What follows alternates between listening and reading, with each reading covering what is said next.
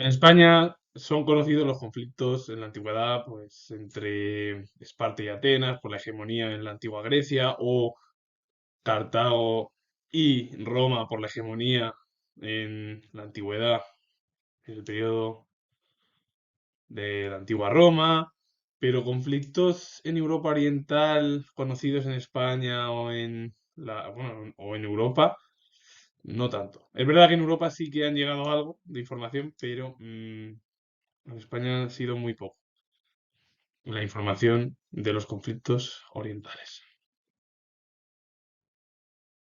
El periodo de primaveras y otoños representó una era en la historia china, pues, que se desarrolló entre los años 771 y 476 a.C.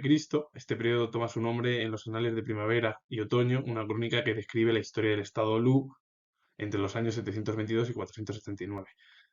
En China hubo conflictos que fueron muy poco conocidos en España y, bueno, algo más en Europa, que, bueno, pues que llevaron, bueno, que produjo al final la unificación de China. Es decir, que China también ha tenido los problemas como otros países tan importantes como Alemania, Italia, que han ido unificándose, o incluso, bueno, España, Portugal, Francia, o incluso Reino Unido, Gran Bretaña, han tenido sus luchas civiles, que son, claro, muy conocidas en la historia oriental, pero en Occidente es menos. Y bueno, ya si hablamos de nuestro país, son totalmente desconocidas.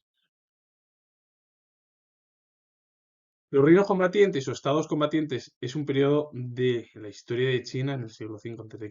y acabó con la unificación de China por la dinastía Qin en el año 221 a.C. Normalmente se le considera la segunda parte de la dinastía Su oriental, siguiendo el periodo de las primaveras y otoños. Es decir, la primavera y otoño es justo el conflicto anterior, el cual, bueno, pues continúa los reinos combatientes, como he dicho, el estado Lu del periodo de las primaveras y otoños. A partir de ahí, ya con la dinastía Qing, que es cuando China queda ya unificada como un país ya destacado en la antigüedad, en el año 221.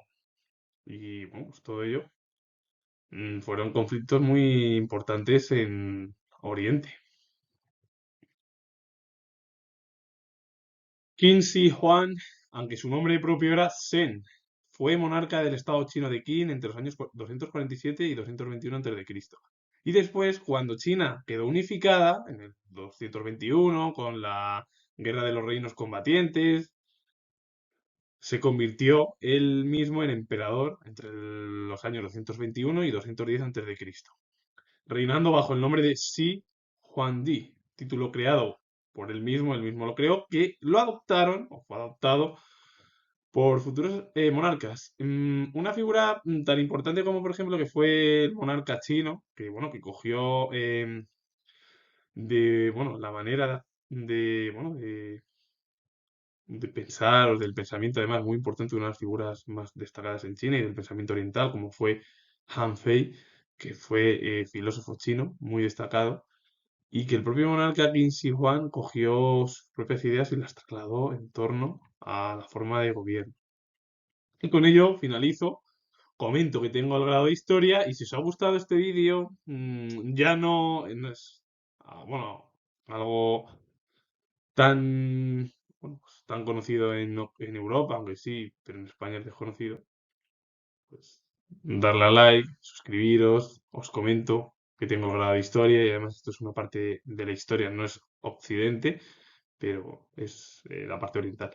Es verdad que de China en el siglo XIX, en el siglo XX, se conoce más porque ahí, bueno, pues tuvieron la cercanía de los occidentales en el siglo XIX, cuando surgieron las guerras del opio en China, en la cual, bueno, China no fue un país que se conquistó en el siglo XIX, quedó como un estado independiente, pero que daba mayor importancia en torno a las materias primas hacia Occidente, Estados Unidos y también a un país además cercano a China como es Japón.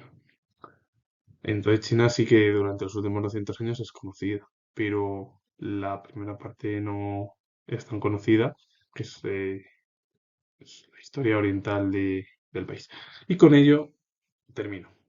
Así que lo repito, tengo la historia y os mando saludos. Adiós.